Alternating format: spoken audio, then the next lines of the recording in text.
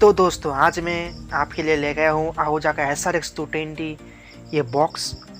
तो ये मैं अभी अनबॉक्सिंग करने वाला हूँ और साथ ही में अंत में एक धमाकेदार साउंड टेस्टिंग आपको सुनाने वाला हूँ। तो चलिए बिना किसी देर करते हुए इस वीडियो को शुरू करते हैं। तो एंजॉय कीजिए इस अनबॉक्सिंग को और अंत में जानते ही हैं आने वाला है धमाकेदार साउंड टेस्ट।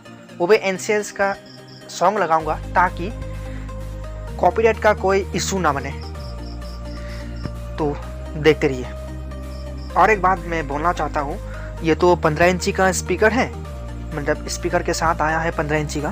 तो मैं आपको ये सजेस्ट करूँगा कि इसको आप अकेले ना उठाएं। देखिए मेरे साथ अभी मेरा दोस्त, मेरे जिगर का दोस्त हीरो आ रहा है थोड़ा सा उठाने के लिए, हेल्प करने के लिए।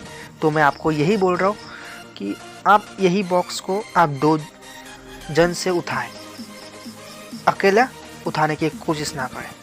तो अभी आने वाला है धमाकेदार साउंड टेस्टिंग। आज मैं एम्पलीफायर यूज़ कर रहा हूँ आहूजा का SSB 120 DP।